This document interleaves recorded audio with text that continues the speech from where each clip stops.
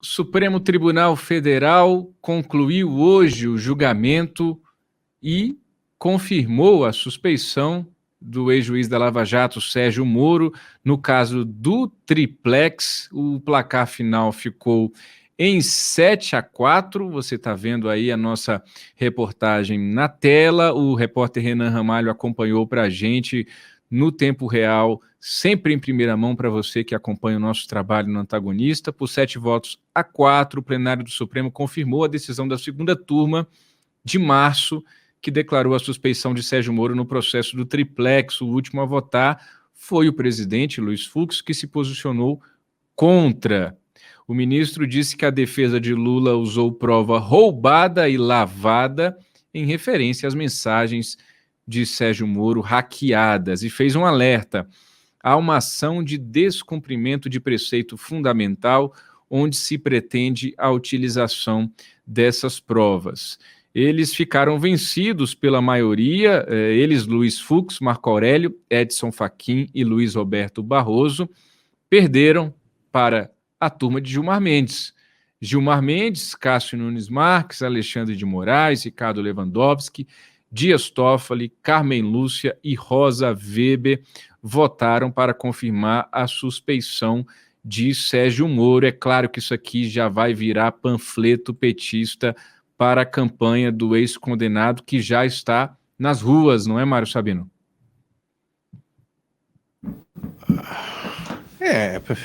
Olha aqui, Diego, isso aí é melancólico, né? É melancólico, porque a maior operação de corrupção, contra a corrupção do país foi jogada no lixo, né? Por esses ministros todos que votaram pela suspeição do Sérgio Moro, baseados em provas roubadas, que já é um absurdo, né? Porque essa história de que usaram isso apenas como reforço argumentativo é uma piada, né? Os caras leram, inclusive, parte dessas mensagens em plenário, e com uma interpretação criativa também, né? Dessas mensagens. É como se eles tivessem cometido, os procuradores e o juiz Sérgio Moro, um crime ao conversarem, né? Como se o juiz não pudesse conversar com o procurador, né? O que é absurdo, porque o que ocorre hoje, sistematicamente no Brasil, é o juiz conversando com o procurador sem a presença de advogado de defesa e também conversando com o advogado de defesa sem a presença de procurador. Né, porque a agilidade do dia a dia, dos processos, ela permite, aliás, ela requer que isso ocorra. Né? O advogado de defesa vai até o juiz para tentar fazer ali um embargo auricular, né? O procurador também se comunica com o juiz por meio de aplicativo de mensagem, isso sempre ocorreu. Né? Então, assim, mesmo que eles encontrassem uma irregularidade qualquer nisso, você anular a condenação, você declarar a suspeição de um juiz, olha, ficou muito fácil. Ficou muito fácil. Agora, qual é a moldura geral disso aí, o Diego? É o Bolsonaro. Né? Vale tudo contra o Bolsonaro. Como o Bolsonaro é esse espanto de sociopatia, né, de delinquência, né, o pretexto para que você fizesse renascer o Lula, estava dado. Então, esta declaração de suspeição do Moro não tem nada a ver com direito. Só tem a ver com política, com conveniências, certo? Com acenos. Não tem nada a ver com direito, nada a ver com justiça. Né? A gente já disse isso, eu estou aqui repisando, né? E é melancólico. Agora, por falar em coincidência, né? Você veja, é o presidente da República sendo aí, de alguma maneira, enredado num episódio obscuro que pode ser de corrupção, né? No mesmo dia em que o sujeito, o ex-juiz, que depois foi ministro e saiu do governo, denunciando justamente a politização da PF, né? Esse ex-juiz tem a a sua carreira, né, maculada de uma maneira ignominiosa como essa, né, desses 7 ministros do STF que o declararam suspeito. Politização da PF que pode vir ser confirmada ou corroborada mais uma vez no episódio da Covaxin. Vamos acompanhar os desdobramentos dessa história. Exatamente, você completou meu raciocínio, é isso mesmo. Mário, o Sérgio Moro foi ao Twitter, o Freitas pode colocar na tela, por favor, para quem está nos acompanhando também, dar uma olhadinha, comentar a decisão do Supremo Tribunal Federal que confirmou sua suspeição no caso do triplex de Lula. O Moro elogiou os votos favoráveis a ele, do Fachin, Luiz Roberto Barroso, Marco Aurélio e Luiz Fux, e disse o seguinte, abro aspas para o Moro, os votos dos ministros Fachin, Barroso, Marco Aurélio e Fux, não reconhecendo vícios ou parcialidade na condenação por corrupção do ex-presidente Lula, correspondem aos fatos ocorridos e ao direito. Nunca houve qualquer restrição à defesa de Lula, cuja culpa foi reconhecida por 10 juízes. Fecho aspas para Sérgio Moro. Mário, ontem aqui no Papo Antagonista, o senador Álvaro Dias foi perguntado por mim se havia alguma chance ainda de candidatura presidencial de Moro, que está nos Estados Unidos, ainda não se filiou. Eu trouxe para ele os argumentos usados pelos caciques partidários sempre que eu os questiono aqui em Brasília sobre a possibilidade de candidatura do Moro. Eles dizem que não faz o menor sentido, o menor cabimento. Primeiro, porque o Moro não ia conseguir montar palanque. Segundo, porque o Moro é odiado hoje pelos lulistas e pelos bolsonaristas, então ele não teria essa força que se coloca. Mas o Álvaro Dias disse que não desistiu, não, que acredita que pode ser ali uma surpresa mais à frente. O que você acha disso, Mário? Olha, eu acho que a gente tem que verificar essa possibilidade do Moro ser candidato, assim, avaliar essa possibilidade pelo grau de reação que a simples menção do nome dele causa justamente entre os políticos e entre os amigos dos políticos da imprensa. Então você veja, o Moro foi objeto, né, de um petista da UERJ, o reitor da UERJ, que é petista, que foi advogado da Dilma Rousseff, foi objeto, né, de uma campanha para enxovalhá-lo, né, e afastá-lo da participação de um seminário, se eu não me engano, para advogados. Né? E aí o sujeito conseguiu regimentar ali 140 assinaturas para protestar contra o Moro, né? E o Moro não pôde dar a palestra dele. Se ele fosse tão desimportante assim do ponto de vista eleitoral, eu acho que isso não estaria acontecendo.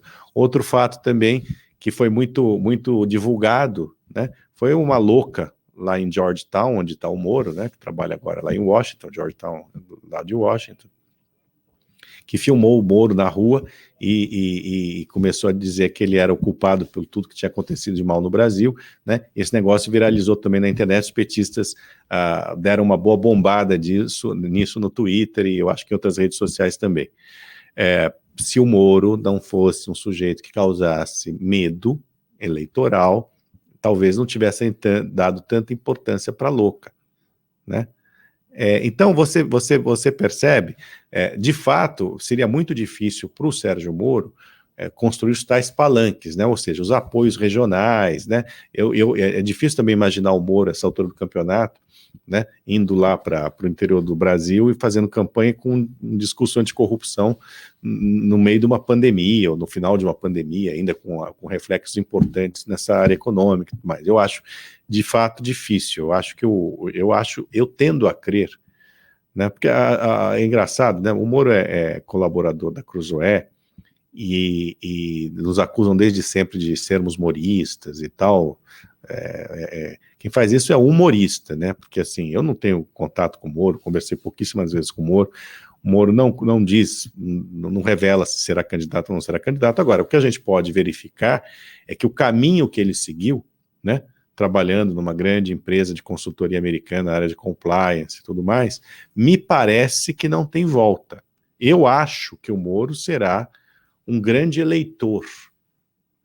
O que eu quero dizer que ele será ao afirmar que ele será um grande eleitor?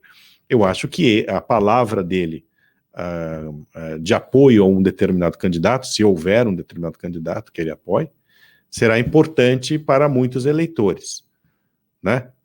Ele pode até participar de elaboração de determinados programas, enfim, não pode ser até que suba num palanque juntamente com esse candidato. Agora, ele, candidato, eu não acredito. Agora, entre eu não acreditar e a realidade, essa realidade é mutável. O que um jornalista faz não é futurologia, o que o jornalista faz é análise, né? Que opina, como eu estou opinando, análise com o quadro que tem na frente, né? O quadro mostra agora que, de fato, seria muito difícil ele ter um partido, ele ter apoios, ter palanque, né? Ele passou por um processo de demonização muito grande, né, por parte do PT. Essa decisão hoje do Supremo Tribunal Federal é melancólica e vergonhosa, e mesmo entre aqueles que não são petistas, viu, Diego, eu ouvi aí também de gente graúda, que o fato de ter integrado o ministério do Bolsonaro causa repulsa, mesmo ele tendo saído atirando, né? E é num fenômeno muito parecido com o do Mandetta. Apesar do Mandetta ter tido um desempenho muito bom no Ministério da Saúde, com aprovação alta e tudo mais, muita gente acha que o fato dele ter participado do ministério do Bolsonaro, ter feito parte desse ministério, já o contamina, você entendeu? O Bolsonaro, de fato, ele é muito tóxico, né? A verificar, obviamente, como é que isso se concretiza aí na eleição do ano que vem, no caso de um deles ser candidato. De qualquer maneira, com contaminação ou sem contaminação, o Sérgio Moro será um grande eleitor em 2022, e de qualquer maneira, e o Mandetta também. Se não for candidato, eu tendo a crer. Mandetta é político mesmo, né? Eu imagino que ele sairá para algum cargo, se não for para a presidência, ou para Senado, ou eventualmente até para um governo estadual. Mas de qualquer maneira, ele também vai ter uma opinião importante ali na definição de um candidato ali, das preferências de alguns eleitores, de uma massa razoável de eleitores. O pessoal que está acompanhando a gente está gostando de ouvir a gente falar do Moro, então eu vou fazer só mais um comentário também, Mário, por gentileza. Tem um outro ponto também que eu escuto de deputados e senadores aqui em Reservado em Brasília, mesmo aqueles que apoiam a bandeira do Moro, tudo que o Moro representa, eles vêm com a história da falta de governabilidade, né? Dizem que se Moro vier a ser um dia presidente do Brasil, ele não conseguiria ficar uma semana. Vídeo que o Congresso fez com o pacote anticrime que ele enviou lá para o Congresso, o que os parlamentares fizeram. Agora, achava-se que Bolsonaro não ia conseguir ter governabilidade, ele teve fazendo o que fez, e continua fazendo com o Centrão. Sobre a governabilidade de um eventual governo Moro, o que você diria? Eu acho difícil.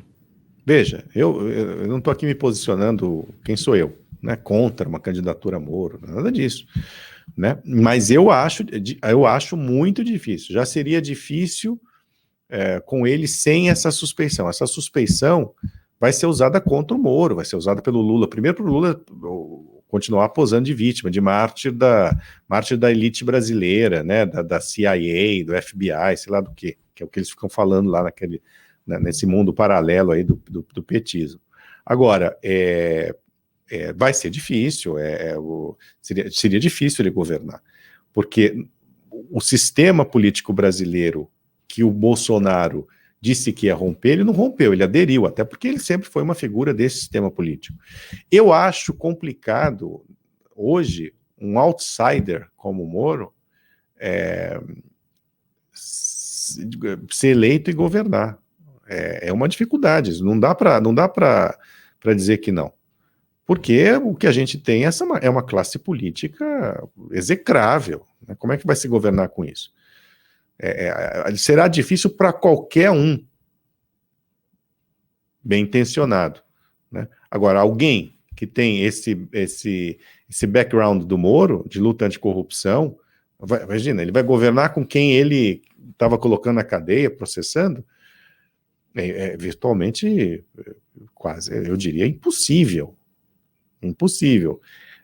Seria o quê? Seria um presidente que precisaria ter uma base popular. Veja, Diego, se o Moro tivesse alguma coisa entre 70% e 80% dos votos numa eleição, aí eu acho que dava. Agora, um candidato que vença aí com 50% a 60% de votos, já acho mais complicado.